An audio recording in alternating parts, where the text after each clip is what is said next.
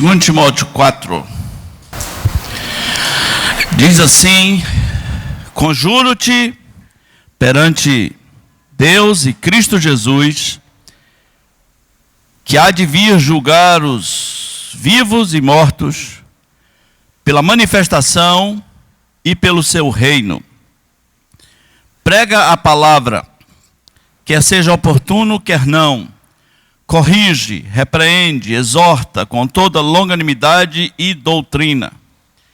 Pois haverá tempo em que não suportarão a sã doutrina. Pelo contrário, cercar-se-ão de mestres, segundo as suas próprias cobiças, como que sentindo coceira nos ouvidos, e se recusarão a dar ouvidos à verdade, entregando-se a fábulas.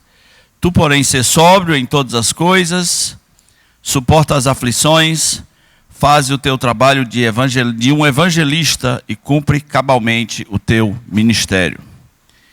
Essa foi uma palavra de Paulo para Timóteo, um jovem pastor que precisava cuidar da doutrina. E semana passada a gente começou esse estudo, porque doutrina é importante. Eu compartilhei como eram os slogans dos anos 80, que era mais ou menos assim: olha, doutrina não é importante, o importante é o amor. Paralelo a isso, surge um grande número de pessoas criticando a doutrina cristã ou as doutrinas cristãs. Igrejas abertamente dizendo: aqui a gente não quer saber de doutrina. No entanto, a Bíblia diz: olha, fale o que convém à sã doutrina, cuide da doutrina. Paulo disse para Timóteo: tenha cuidado de você e da doutrina. E o primeiro problema com doutrina é que as pessoas não sabem o que é. Doutrina é uma palavra simples, porém forte, poderosa. Doutrina é o conjunto dos ensinos fundamentais do cristianismo. O primeiro erro é confundir isso com tradições locais. Isso aí é outra história. O tamanho da saia, isso é outra história. Se usa calça comprida, isso é outra história. Se só canta o inário, isso é outra história. Doutrina é o conjunto dos ensinos fundamentais da fé cristã. O catolicismo passou a chamar as suas doutrinas de dogma. E dogma no catolicismo é aquilo que tem que crer. Então, seja no catolicismo ou no cristianismo evangélico, doutrina é aquilo que nós temos que crer. E é forçado a crer? Não. E se não crer, está com problemas. Por isso, eu expus 10 áreas, eu não cheguei ao final, mas expus 10 áreas em que nós não podemos errar. 10 áreas em que nós não podemos errar de maneira nenhuma. Algumas pessoas anotaram em sequência. Número 1 é qual? Deus. Não pode errar sobre Deus, isso é doutrina. Deus é a natureza. Tua mãe que é a natureza. Deus é Deus, conforme a Bíblia diz. Eu sou Deus e não há outro, Criador de todas as coisas.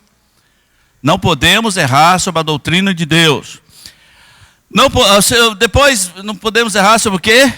O homem. O homem é bom, tua avó que é boa. O homem é mau.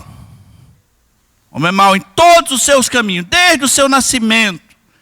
E não é nem pelo que ele faz, é por natureza. A natureza dele é má. Não podemos errar sobre o homem. O homem é bom no iluminismo, é no espiritismo, nas religiões orientais, no budismo. A Bíblia só tem um ensino sobre o homem. Ele é caído e precisa desesperadamente de redenção. Número 3 foi o quê? Não podemos errar sobre as Escrituras. Ela é a palavra de Deus. Agora, atenção, eu queria que você entendesse que quando nós dissemos que ela é a palavra de Deus, não estamos dizendo para você fazer tudo que está lá. Estamos dizendo que Deus revelou a sua palavra no tempo e na história como uma revelação progressiva. Então houve um tempo que fazer tudo que está lá era 5 livros. E uma direção no deserto e outra fora do deserto. Com o passar do tempo, Deus foi revelando mais coisas. Revelação progressiva significa que Deus foi dando aos poucos a sua revelação. Então, uma boa dica para entender a revelação progressiva de Deus na história é fazer diferença entre o que a Bíblia manda e o que a Bíblia conta. A Bíblia me conta que Salomão teve 1000 mulheres. Ela só me conta. Ela não me manda. A Bíblia me conta que Jefté ofereceu sua filha em holocausto. Ela está só me contando. Ela não está me mandando. Mas a Bíblia me manda perdoar o meu irmão, sim ou não? Sim. A Bíblia me manda eu honrar o Senhor com os meus bens, sim ou não? A Bíblia me manda ler a palavra de Deus todos os dias, sim ou não? Sim. Então, se eu fizer uma diferença entre o que a Bíblia conta e o que a Bíblia manda, eu serei uma pessoa saudável. Se eu não fizer, serei maluco. Eu vi um homem mostrando um argumento, por que na igreja dele, o homem não ter barba era uma doutrina. Ele chama de doutrina, no barba. Aí diz, porque José, quando foi falar com o rei, se barbeou. E o que eu tenho a ver com isso? Veja, quando a diferença entre uma doutrina séria, a doutrina é apoiada em toda a Escritura. Um ensino humano, o cara pega ali o texto que quiser. Então, toda vez que a gente falar de doutrina, estamos percorrendo um ensino que vai na Escritura inteira. Inclusive, na revelação progressiva, tem coisa que a própria revelação diz, chega, parou.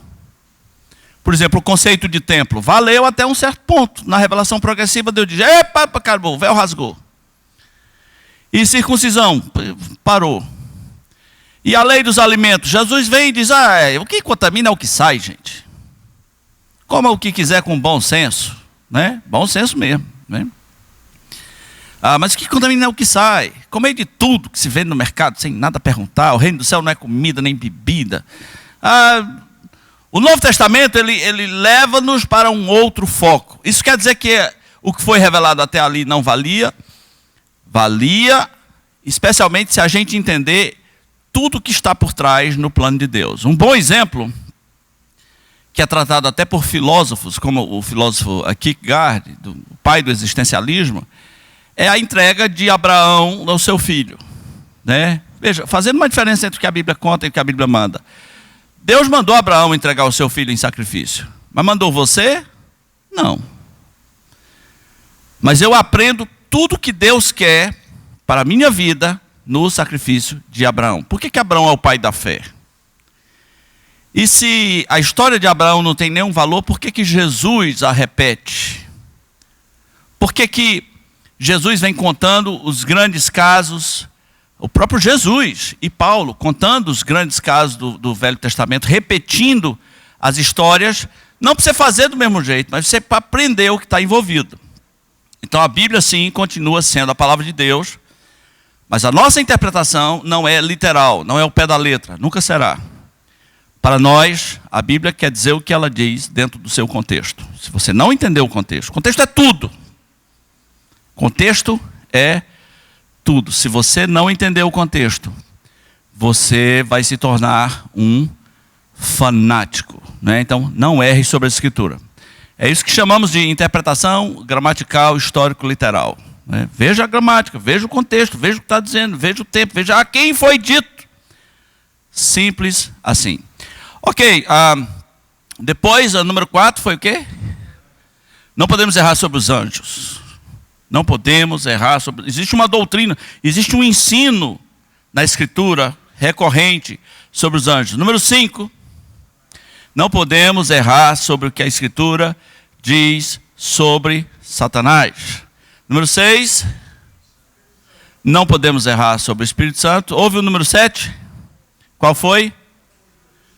A escatologia. Não podemos errar sobre a escatologia. Se você quer colocar número 8, nós não podemos errar sobre a salvação. Não podemos. O estudo da salvação, a doutrina da salvação, é longo, e extenso na Bíblia. Na verdade, desde o começo, Deus, simbolicamente, está falando sobre a salvação. E a linha geral da Escritura sobre a salvação é que é por graça. Por que eu tenho tanto repetir isso, meus irmãos? Por que eu tenho tanto repetir? Em primeiro lugar, porque Deus repete. Não é? O tempo todo. Deus está dizendo que quando Adão e Eva pecam, eles vêm tentar se mostrar diante de Deus com uma roupinha que eles inventaram lá de folha de figueira.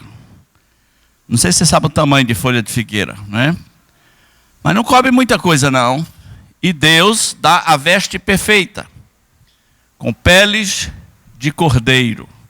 Deus vai dizendo desde o princípio de que a salvação nas Escrituras é por graça e por substituição, para que o casal tivesse que aparecer diante de Deus, não envergonhado. Houve um substituto que morreu, né? Para ter a pele do cordeiro, tem que matar o cordeiro.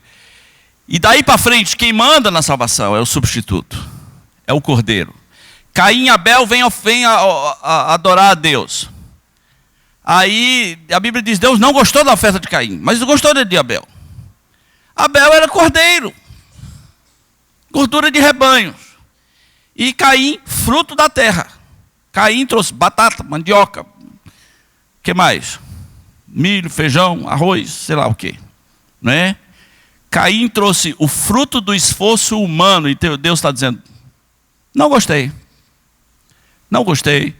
mas se agradou de Abel e de sua oferta.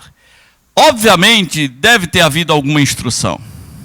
Eles não são mais crianças, aprenderam com seus pais, né? Aliás, que loucura é aquela que a gente bota nas revistinhas de escola dominical, Caim e Abel como duas crianças. Quem foi que falou que eram duas crianças? Né? Duas criancinhas. Não, a Bíblia não diz que idade eles tenham. E é muito mais provável que já sejam velhos.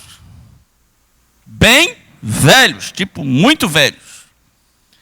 Porque Caim vai habitar numa cidade, já tem uma população. Então não podemos errar sobre a salvação. E a salvação, tem a salvação e tem as doutrinas da salvação. Tem os outros ensinos, todas aquelas palavras incríveis e poderosas. A justificação, glorificação, redenção, a união com Cristo, propiciação. Aprenda as riquezas da salvação. Por que o sacrifício do cordeiro no Velho Testamento era tão detalhado lá em Levítico?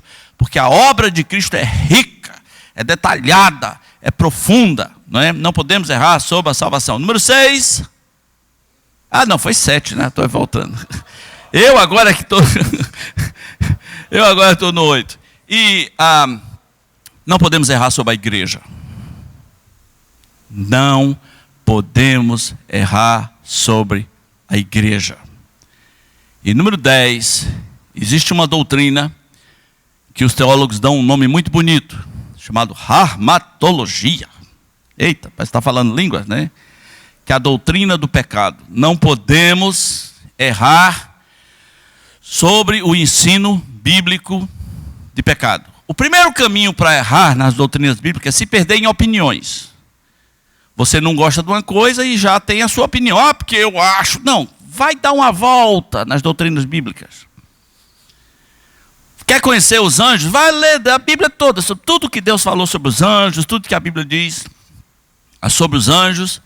E cheque os ensinos ao redor sobre os anjos. Quer saber sobre o pecado? Estude as Escrituras sobre o pecado. Toda ela ensina o pecado e seus efeitos. E ela nos diz que o pecado separa o homem de Deus. O homem não vai nascer e se separar. O pecado já separou em Adão. Foi feita uma aliança entre Deus e a raça humana, representada por Adão. E Deus diz, no dia que comerdes, vai ser separado, vai morrer espiritualmente. É isso que significa, todos pecaram e estão destituídos, estão separados Está fora da glória de Deus. Quantos pecaram? Todos. Todos quem? Todos os seres humanos. Como? Em Adão. E a ilustração mais radical que eu conheço, para você entender que você estava lá, é que toda a raça humana estava nos testículos de Adão. Ou não estava? Sim ou não? Estava. Ali tinha potencial para gerar multidões. Né? Entenda, você é semente. O que teria acontecido com você se seu avô morresse antes de seu pai nascer? Eita. Hein? Pois é, você teria morrido nele. Você não teria nascido. Então, quando Adão morreu espiritualmente, nós também morremos nele. E agora precisamos nascer de novo. Jesus não disse para Nicodemos que ele precisava ser bonzinho. Pai, você precisa nascer de novo. É isso que você precisa. Quem não nascer da água e do Espírito não pode ver o reino de Deus. Então, deixe-me investir um pouquinho de tempo numa dessas 10 doutrinas, 10 ensinos fundamentais da Escritura que acabei de mencionar,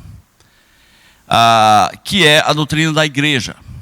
O que é a igreja? Você precisa saber o que é a igreja. Jesus Cristo disse: eu edificarei a minha igreja. Primeiro, ela é de Jesus, né? Eu edificarei a minha igreja. Igreja não é prédio. Como eu preciso bater nisso? Né? Igreja não é um prédio. No dia que você entender que a igreja não é um prédio, você será uma pessoa tão livre. O cristianismo não é uma religiosidade de templo. A igreja primitiva começou sem templo. O Novo Testamento termina sem templo. Os primeiros templos só aparecem mais de 300 anos depois. É muito tempo. É muito tempo. E quando eles apareceram, vieram os grandes problemas. Uma coisa que a reforma protestante, concorde você com ela ou não, uma coisa que a reforma protestante não trabalhou foi a mentalidade de templo. Continuou. Inclusive, você pega as igrejas alemãs, as herdeiras da reforma, são templos suntuosos, porque havia o pensamento de que precisamos ter um lugar para chamar de a casa de Deus. E assim, com todo respeito, isso é um insulto a Deus. Deus não tem casa. Deus não entrou na minha casa, meu templo, minha casa, minha vida. Deus não tem casa. No sentido radical, nem no Velho Testamento Deus tinha casa. Tinha uma representação de verdades espirituais, diz Paulo, o escritor de Hebreus, do verdadeiro templo. Quando Davi disse: eu vou fazer um templo. Sabe qual foi a resposta que Deus disse? E eu pedi? Nunca tive. Eu estou pedindo. Quero saber disso não. Não é? Porque Deus sabe o quanto o ser humano pode querer materializar Deus. Igreja não é um prédio. Igreja a palavra igreja significa assembleia dos chamados. Chamados de fora para dentro. A palavra vem das reuniões gregas, das assembleias dos cidadãos gregos feitos nas portas das cidades. O Espírito Santo, entre aspas, toma essa palavra emprestado para dar uma noção da coisa mais próxima de um corpo, um organismo que ia ser formado, que chamamos de igreja. Igreja é a comunidade de pessoas que foram chamadas. Algumas pessoas vão passar a sua vida debatendo quando começa a igreja. Há aqueles que dizem: olha, a igreja é o conjunto de todas as pessoas nascidas de novo desde o dia de Pentecostes. E outros vão dizer: não. A igreja não começa no dia de Pentecostes. A igreja começa com os discípulos, com os primeiros discípulos. O dia de Pentecostes é uma continuação. Olha, eu vou ser sincero, eu não estou muito interessado na data. Eu sempre queria uma terceira via. Então eu digo que, alguns dizem que Pentecostes foi a fundação, eu digo, não, foi a inauguração. Se existia alguma coisa ou se não existia, mas houve ali uma inauguração para todas as nações que estavam presentes saberem que agora existe uma coisa na terra chamada a igreja. Com o passar do tempo, o conceito de igreja mudou muito. Dependendo da denominação, o conceito de igreja pode ser horroroso. Os batistas têm um conceito mais local de igreja. O que é a igreja? É isso aqui. Pronto. Eu estava lendo uma revista de escola dominical de uma grande denominação brasileira e tinha uma aula sobre a igreja. Eu falei, eu vou ver o que eles ensinam sobre a igreja. Aí eles botaram assim, existem 3 tipos de igreja. Igreja local, igreja universal e igreja denominacional. Falei, só não tem Bíblia para suportar isso aqui, né? As denominações são elementos humanos. Claro que você tem denominações que são verdadeiros preservadores da doutrina cristã, mas tem muita coisa que perdeu a simplicidade do Novo Testamento. Dos elementos que fez com que se perdesse a simplicidade foi a burocratização e a hierarquização nas igrejas. Pessoas chegam para nós e dizem assim, vocês aqui são o quê? A gente é batista. Mas batista quem? Batista o quê? Batista renovado? Falei, não. Ah, batista da convenção. Não. Regular? Não. Convenção Batista Independente? Não. E aí eles vão começando a fazer perguntas. Né? O que está na cabeça da pessoa é assim, vocês têm que ser de alguma coisa aí, rapaz. Vocês têm que estar encaixados em algum rótulo. Eu me lembro de 2 pastores, um é muito famoso. Ele estava conversando, estávamos os 3, e eles começaram a fazer essas perguntas. E eu disse, não. E não, e não, e não. Aí um olhou para o outro e falou, já sei, Batista Americana. Aí me deu uma vontade de rir, mas me contive, né? A gente é só uma igreja, não pode ser só isso. Só isso. Então, uma vez eu estava num amigo oculto de uma igreja católica, de uma escola católica. E eu fui chamado para receber um presente, né? Antes de mim tinha sido um padre. E todas as pessoas que iam lá na frente, davam presente, davam um beijinho de um lado, um beijinho do outro. Quando foi na hora do padre, a moça que deu o presente não quis dar o beijinho no padre. Mas em seguida fui eu, e era uma moça que me tirou, né? Aí teve beijinho de um lado, beijinho do outro. Aí tinha um bêbado que falou, porque o Vaticano desse aí é diferente, ele permite. Então as pessoas acham que tem que ter um Vaticano, tem que ter não tem que ter nada. Onde é o nosso Vaticano? Não tem Vaticano, não tem nada. A igreja é uma comunidade local. Não estamos atrelados a nenhuma denominação, não temos nenhum chefe fora daqui, e a nossa autoridade maior vem da palavra e da própria igreja. A autoridade é a assembleia, é assim que funciona. Então, como é que ficou diferente em muito canto? Aí são longas histórias, né? O ser humano gosta de institucionalizar as coisas. Brasileiro, então, meu Deus do céu. Burocratização no eixo, né? A palavra de Deus nos fala da simplicidade, da igreja vivendo da simplicidade. Eu sei de uma denominação que, se um problema não for resolvido entre irmãos, eles levam para o concílio da igreja. Se não for resolvido, eles levam para o presbitério. Se não for resolvido no presbitério, eles levam para um negócio que fica bem longe, chamado Supremo Concílio. Se não for resolvido no Supremo Concílio, ele leva para um outro mais poderoso, chamado Sínodo. Eu falo assim, não termina nunca isso, gente. Por que tem tantas hierarquias? Então, a palavra de Deus é pró-simplicidade da igreja. As denominações, quase todas elas em geral, buscam poder e disputam poder internamente. As denominações precisam de muito dinheiro. Por isso, suas filiais precisam pagar royalties. Acredite, eu conheço igrejas endividadas com a sua denominação, porque não consegue cumprir o plano anual de contribuição que tem que dar para a sua denominação. Nesta cidade,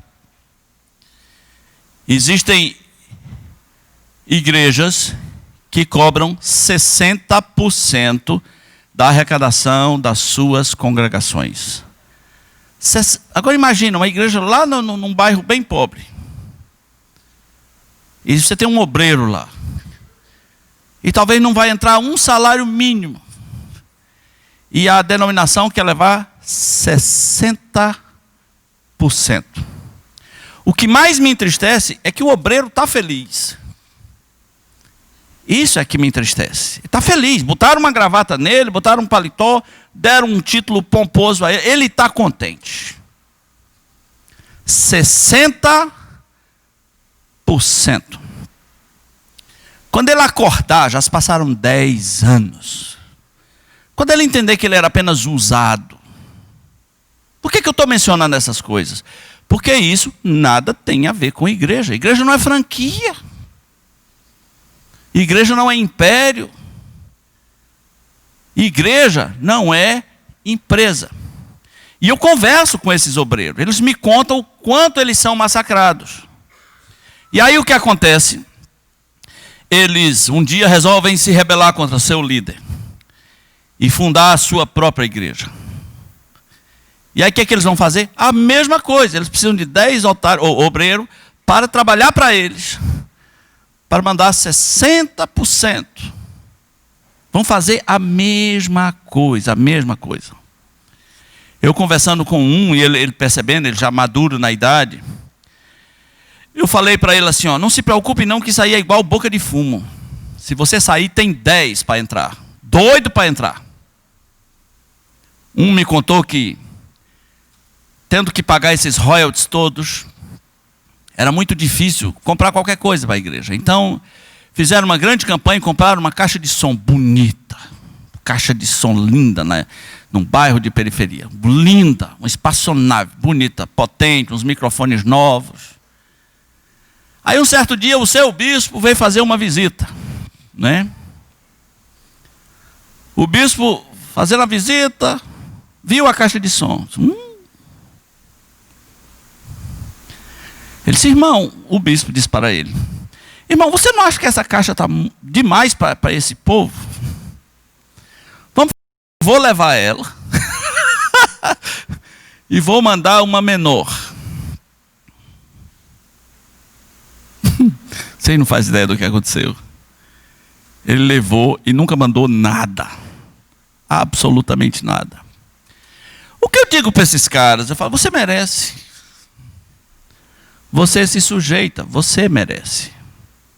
Em algum momento você perdeu a sua dignidade em busca de uma autoridade denominacional, de um título, de uma honra, em alguns lugares de uma unção, porque eu estou debaixo da unção do fulano de tal. Isso não tem nada a ver com a igreja.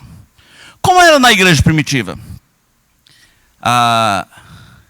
As igrejas eram fundadas, seus líderes eram levantados de dentro, treinavam para dar sucessão a igrejas fortes, e era só isso. Se havia contribuição, cooperação entre as igrejas, mas era no nível de cooperação, nunca de royalties. Nunca de royalties e de obrigação. Agora, quando nós falamos em igreja hoje, em alguns círculos nós estamos falando de um palavrão. Algumas pessoas estão muito machucadas com a igreja. O que a igreja se tornou, sim, o caminho de exploração financeira que é visível em muitos lugares. Então tem gente ferida mesmo. Porque as pessoas foram sugadas, foram massacradas em alguns lugares. Então alguns partiram para o outro lado. E qual é o outro lado? Eu não preciso de igreja. Eu não preciso de instituição nenhuma. E surge nos Estados Unidos, como sempre, o movimento dos desigrejados. Creio na palavra, creio em Jesus, mas não quero saber de igreja. Esse é um movimento. Cresce. Cresce mais do que ex-petistas, os desigrejados. Está ali pau a pau com ex-PT, é ex-igreja. Você chega no presídio, está cheio de ex-igreja. Né? Em qualquer canto hoje tem, não, eu já fui. Já fui, faz tempo, já fui, já saí, agora... Igreja sou eu. Né? Essa é a tendência. Porém, é isso que Deus diz na sua palavra? Que a igreja não é importante? Não é porque pessoas fizeram uma caricatura da igreja que o plano de Deus para a igreja deixou de existir. Deus tem algo na terra que ele chama de a minha igreja. Eu edificarei a minha igreja e as portas do inferno não prevalecerão contra ela. Quando Jesus voltar para buscar a sua igreja, você fala assim, eu não tenho igreja, Jesus. Se bem que ele vai levar um pouco mais que a igreja, né? Ele é sempre generoso. Mas ela é a noiva do Cordeiro. E as palavras que a Bíblia diz sobre ela são muito profundas. Abra comigo 1 Timóteo capítulo 3, versículo 15. As pessoas confundem igreja com alguma coisa que surgiu ali ontem. Os seres humanos não têm autoridade para sair abrindo igrejas conforme o seu querer, conforme as suas lógicas. Existem padrões no Novo Testamento, mas hoje qualquer um abre uma igreja e pode até vendê-la, anuncia no jornal, estou vendendo a igreja com 80 crentes, 80 membros, são bons dizimistas. Você forçar a barra ali no OLX, você encontra. Né? Porque é negócio, é ou não é? Virou negócio. E negócio bom. Tem uma denominação que eu conheço que ela abre franquia. Você tem um prédio, você entra com o prédio e os bancos, eles entram com os obreiros. Divide o lucro meio a meio. Simples assim. Então, isso é igreja? Não, não é. Quando conhecemos o que é igreja, nós temos que ser verdadeiros. Falar, isso não é igreja. Está fora. Você pode criar umas variações do cheeseburger. Né? Não, eu gosto do cheeseburger com carne de bode. Ok. Não, eu gosto de cheeseburger e vem uns presuntos dentro. Bota um bacon. Né? Um cheeseburger mais para X tudo. Mas se um dia você fizer um cheeseburger de coentro e farofa, você vai poder chamar de cheeseburger? Não é cheeseburger. É pão com coentro e farofa. Então, algumas coisas estão muito longe da fórmula original. Muito desviou, foi para outro rumo que ninguém sabe o que é. Muitas coisas são apenas empresas com a linguagem cristã. Simples assim. Empresas com linguagem cristã. E a maior prova de que são empresas é que se não der lucro, fecha. Você entende isso? Entende o quanto isso é cruel? Não está dando lucro, fecha. Não está dando lucro, troca de obreiro. Vai ter missão entre os índios? Não vai. Porque o índio não tem dinheiro. Né? Vamos fazer a fogueira santa da aldeia. Aí o índio traz uma macaxeira. Não interessa. Né? Índio não tem cartão de crédito, não tem dinheiro, não interessa. Agora, veja algumas declarações que a Bíblia faz sobre a igreja, essa comunidade, esse corpo. 1 Timóteo capítulo 3, versículo 14. Escrevo-te estas coisas, esperando e ver-te em breve, para que, se eu tardar, fique ciente de como se deve proceder na casa de Deus. Tem um modo de proceder, que é a igreja do Deus vivo. Coluna e baluarte da verdade. Será que em toda a Escritura tem uma frase mais profunda sobre a igreja do que essa. Ela é a igreja do Deus vivo. Ela é coluna e baluarte da verdade. Irmão, se a igreja retirar suas doutrinas, fica o quê? Fica o quê? Na verdade, alguns lugares já experimentaram esse processo de retirar suas doutrinas. O que ficou? Nada. Vou dar um exemplo. Algumas das maiores universidades do mundo, quando começaram, eram seminários de igrejas cristãs. Eram núcleos de igrejas cristãs. Harvard, Yale, Oxford, tudo era comunidades cristãs. Mas quando eles se tornaram mais sofisticados, eles disseram, essa doutrina da criação, não é que Deus criou assim, criando. E foram retirando. Sabe, essa coisa de pecado original, não sei não. E foram retirando.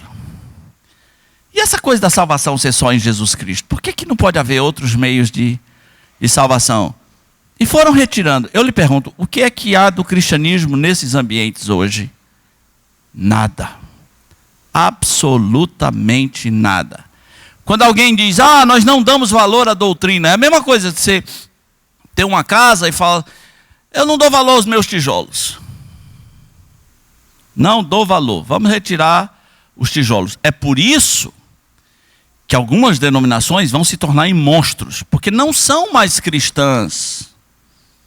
Não interessa as doutrinas. Elas não são mais cristãs. Elas se tornaram verdadeiros monstros. Empresas com mentalidade de império e para derrubar quem tiver na frente. Mas a função da igreja nesse mundo é ser igreja do Deus vivo, coluna e baluarte da verdade. O mundo, meus irmãos, à nossa volta é só mentira. Se a igreja abrir mão das suas verdades, se a igreja abrir mão de suas doutrinas, ela também vai se tornar um monstro. Estamos num período em que a igreja vai querer ser politicamente correta. E mais importante do que ser politicamente correto é ser correto. Você entende isso? Mais radicalmente ser biblicamente correto. Eu estou contando os dias em que as denominações vão começar a fazer casamento gay. Algumas mais liberais já começaram. Mas é uma questão de tempo. Qual é o grande combustível? É o mesmo da teoria da evolução. O grande combustível chama-se pressão. O mundo sabe pressionar a igreja. Né? O mundo sabe fazer a igreja se sentir isolada. O mundo sabe criar uma situação de, olha esse povo, só querem ser os diferentes, porque só eles são assim. E às vezes rola um complexo de inferioridade, rola uma inveja do mundo e queremos ser legaizinhos. Nós não estamos aqui nesse mundo para ser legalzinho. Jesus era legalzinho? Não era não. Ele era amoroso. A mulher flagrada em adultério recebeu o seu amor, mas ele disse, está errado.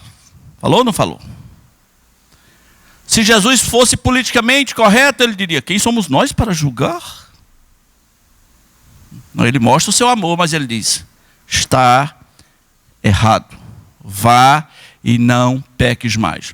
Quando o Barack Obama assumiu a presidência dos Estados Unidos, ele convidou, eu nem sei que milagre foi esse, ele convidou o pastor Rick Warren para fazer uma oração pelos Estados Unidos.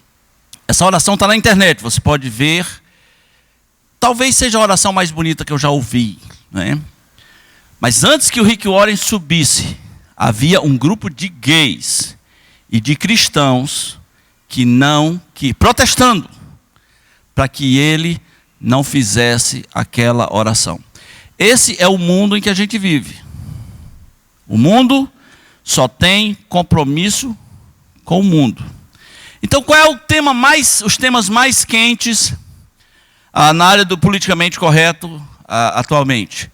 Nós temos o aborto, é um tema quente, não é? Bem quente. Nós temos a questão da homossexualidade. As pessoas perguntam, qual é a diferença entre homossexualidade e homossexualismo? Olha, homossexualismo é um movimento que quer o mundo, ele só quer o mundo. Nada mais, nada menos. Homossexualismo é um movimento com braços e tendões internacionais, ele quer o mundo. Isso me faz pensar que o anticristo é gay, né? Porque o profeta Daniel disse que ele aborrecerá o amor de mulheres. O que será que isso significa? Né? Que ele aborrece o amor de mulheres. Aborreço, né? Sei lá o que. Sei lá o que quer dizer isso. Então, o homossexualismo é um movimento. Homossexualidade é uma condição humana. Vem com pecado, com não pecado, mas é uma condição humana. Assim como ira é uma condição humana. Você acha que aquela pessoa que é super irado muda da noite para o dia? Não, ele é azogado. Ele tem alfinete no cérebro. Né? Não o perturbe, não o irrite, porque você vai casar com ele, você tem que saber disso. Ele tem pavio. É a condição, é uma condição humana. Então, pastor, já que é uma condição humana, nós não devíamos aceitar logo. É uma condição humana. Existe desde que o mundo existe. Eu sei de 1 milhão de coisas que existe desde que o mundo existe. Isso não quer dizer que a gente tem que aceitar. O pecado original, meus irmãos, fez grandes estragos em nós. Estragou a raça humana. Deixou heranças complicadas em cada um de nós. Então a gente devia aceitar, sim, a pessoa. A gente devia aceitar a pessoa. Há um conceito que muitos cristãos ensinam que é aceitação sem aprovação. Eu aceito você, mas aceito mesmo. Levo até para minha casa. Eu aceito você, mas não aprovo o que você faz. Você entende a diferença? Eu aceito você. Eu amo você. Mas eu vou passar o resto dos meus dias dizendo que está errado. Porque é o mesmo princípio que eu tenho para quem é compulsivo sexual. Hétero compulsivo sexual. Quer fazer sexo 8 vezes por dia, mas é hétero. E olhar lá nos exames dele, diz que o bicho tem testosterona demais, parece um jumento. Não, pastor, é a minha condição. Tudo bem, continua sendo errado. Continua sendo errado. Você vai ter que controlar isso. Você vai ter que aprender a conviver com isso. Existem pessoas que vieram a esse mundo com a condição de super carência. Você olha, parece um gatinho carente. Miau, me dá um abraço, miau. Muito carente. Isso vai fazê-la sofrer muito. É uma condição. Existem alguns que vieram machucados, sensíveis. Você não pode falar nada, parece que o mundo acabou. É uma condição. Então, eu reconheço que há pessoas, homens e mulheres, que só a graça de Deus. E atenção, eu não gosto muito do gay convertido arrogante. Já conheceu algum gay convertido arrogante? Ele é gay, aí se converteu, disse, agora isso aí não me atinge mais, estou livre.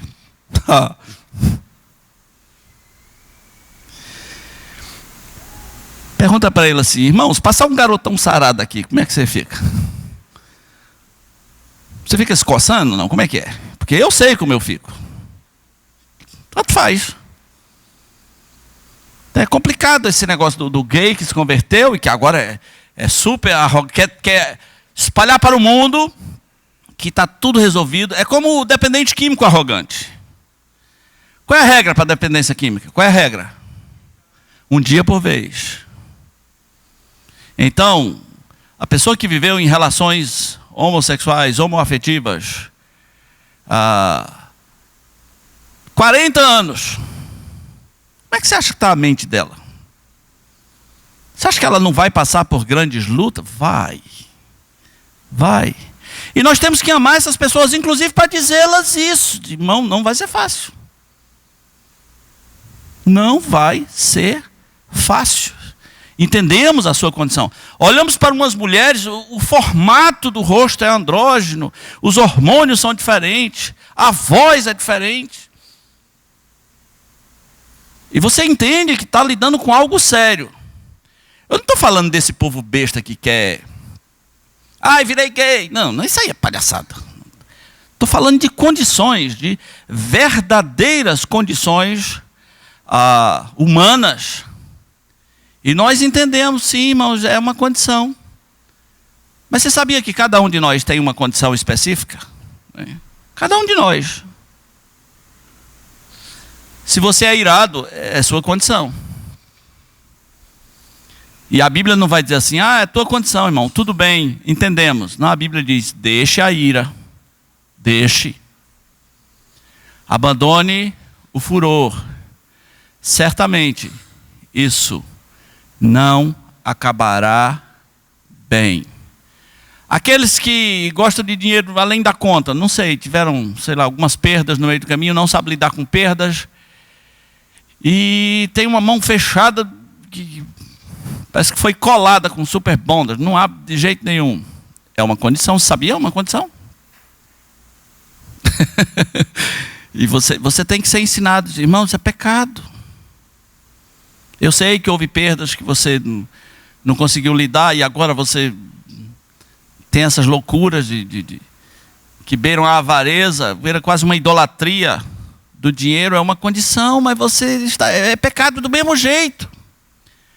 Existem coisas que explicam, mas não justificam. Eu sei explicar cada uma das coisas. E você deve ser frio para explicar. Eu tenho dificuldade com crente que não sabe discutir sem já impor um juízo de valores.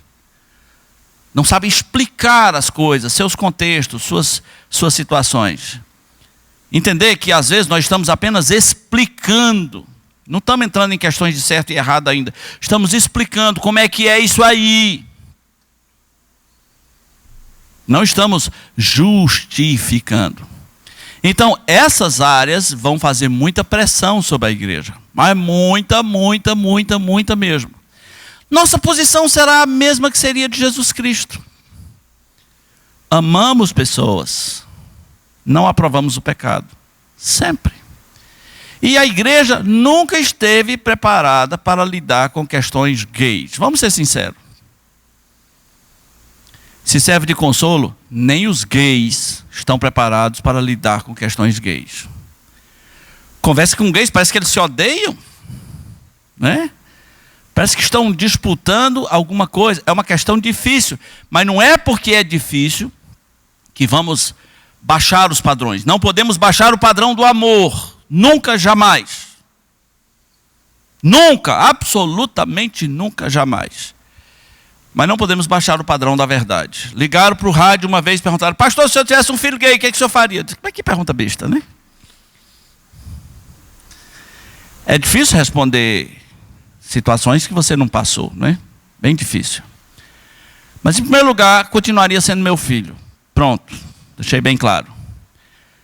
Segundo lugar, aqui é casa de pastor, então não vai ter sacanagem.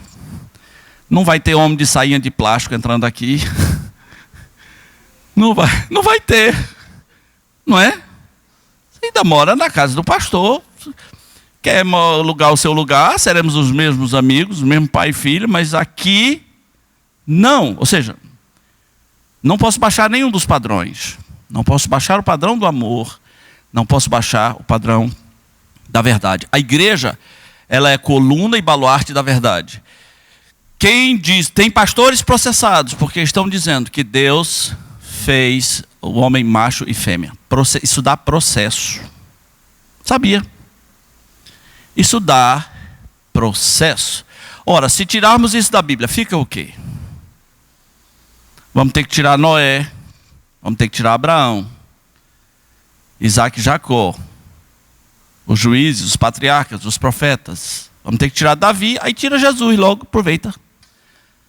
Perceba, eu disse semana passada, doutrina é como dominó em sequência. Derrubou a primeira pedra, errou na primeira, o que vai acontecer? Você vai derrubar todas as pedras, porque para contar uma mentira, para sustentar essa mentira, você vai ter que contar outra. Você entende isso? Para sustentar uma mentira, você vai ter que contar outra. E depois, para sustentar essa outra, mais outras. O movimento do homossexualismo, que é bem pior do que qualquer questão homossexual particular, quer nos passar que alguns casos são extremamente naturais. Olha, como é que é natural, gente? Como é natural arrancar os seios, tomar remédio para os pelos da barba crescerem, e depois tomar remédio para engrossar a voz? O que é que tem de natural disso aí? Eu conheço casos naturais. Há crianças que olhamos para elas e pensamos, Deus tenha misericórdia. Parece ter uma coisa aqui natural, não muito agradável. Alguma notícia não muito agradável. E as famílias têm que estar acordadas para meninos que, embora não tenham uma condição homossexual, estão sendo empurrados para uma condição homossexual. É por isso que presença masculina é importante na vida de uma criança. Presença feminina é importante. Conhecer todos os tipos. Se o menino só convive com as tias, com as primas, com as irmãs, com as avós, é muito difícil que ele não tenha instintos femininos. Tudo à sua volta é feminino. Como as primas urinam. Ele viu. Não é em pé. Como elas se vestem, como elas falam, como elas movimentam os braços. Tudo à sua volta. Você sabia que na lei de Moisés tinha a lei do nazireado, né? Se um cara morresse sem deixar filho, a mãe tinha que casar com alguém da família para que houvesse uma presença masculina ali na família. O ser humano é condicionável.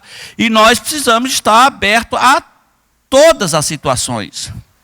Não sermos ingênuos, ensinar o menino a andar, ensinar o menino a falar, né? Tem uns meninos que começam a falar com voz de marreco quando é pequeno. Epa! Fala com voz de marreco não, fala direito aí, menino. Ele sabe falar direito. Mas tem umas horas que ele quer falar, fui eu. Que é isso, menino? Né? Anda aí para eu ver. Né?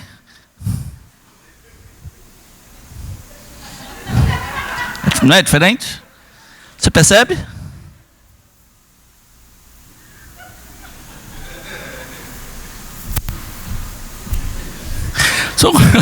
São coisas fáceis. Porque a gente é cego. Né? Porque a gente é cego. Alguns ambientes produzem homens muito delicados. Eles não são gay.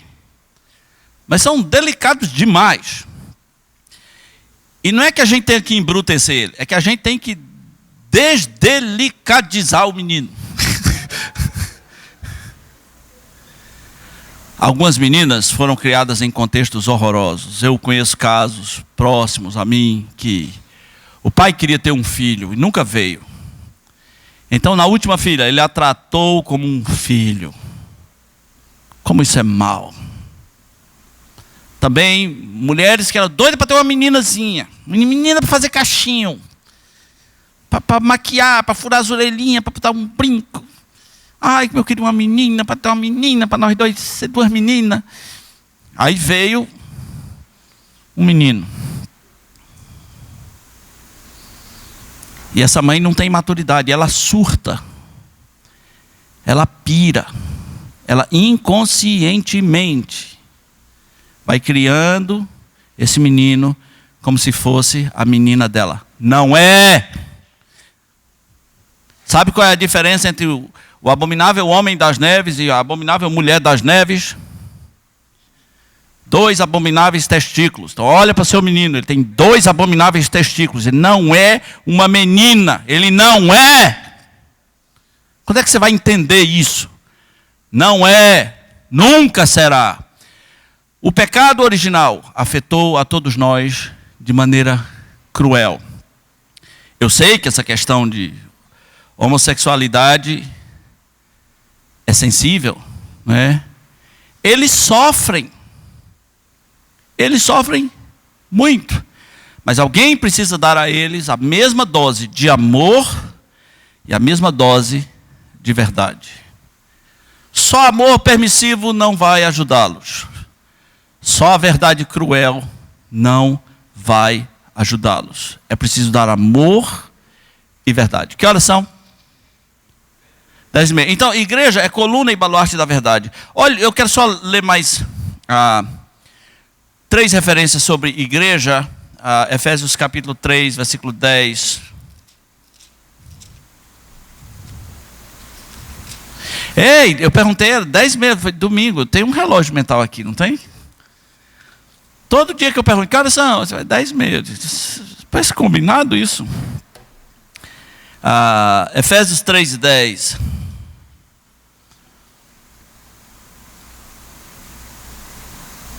Para que pela igreja a multiforme sabedoria de Deus se torne conhecida agora dos principados e potestades nos lugares celestiais. Um dia, Deus vai revelar a todos os anjos e aos demônios a relação dele com a igreja, a sua multiforme sabedoria, o amor dele pela igreja, que nem os anjos entendem, né?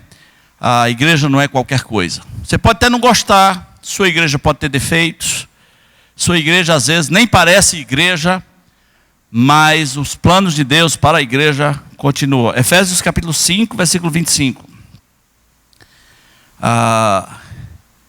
Diz: marido, amai vossas mulheres como também Cristo amou a igreja e a si mesmo se entregou por ela. Por que eu vou odiar aquilo que Cristo ama? Eu ouvi esses dias da filha de um pastor que processou a igreja do pai dela. Eu falei, caramba, como é que alguém processa a igreja?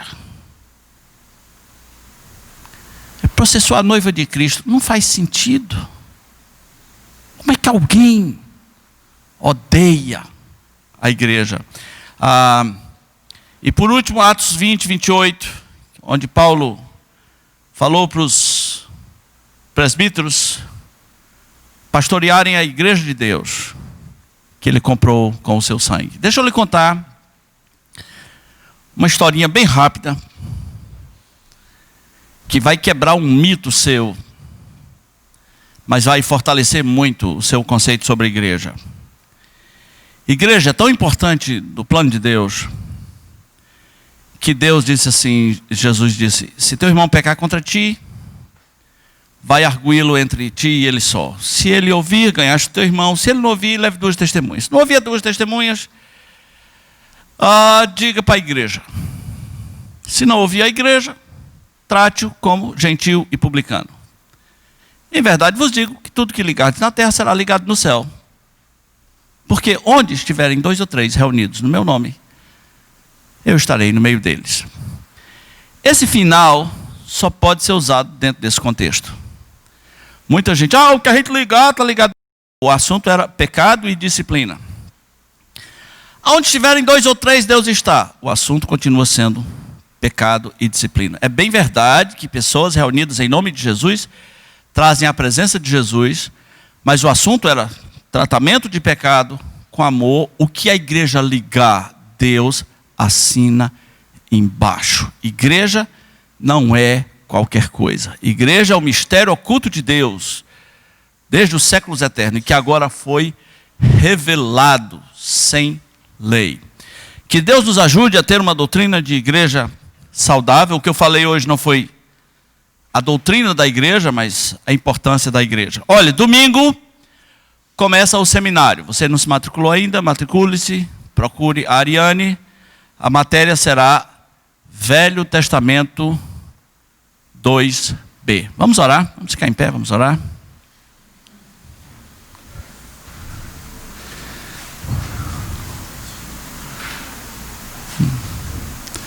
Muito obrigado, meu Senhor, porque o Senhor é bom e nos desperta a partir da tua palavra. Que nós nunca venhamos a ser uma igreja que vai dizer as doutrinas não são importantes. Que nós venhamos a louvar o Senhor pelas doutrinas como tijolos da fé cristã que não podem ser arrancados.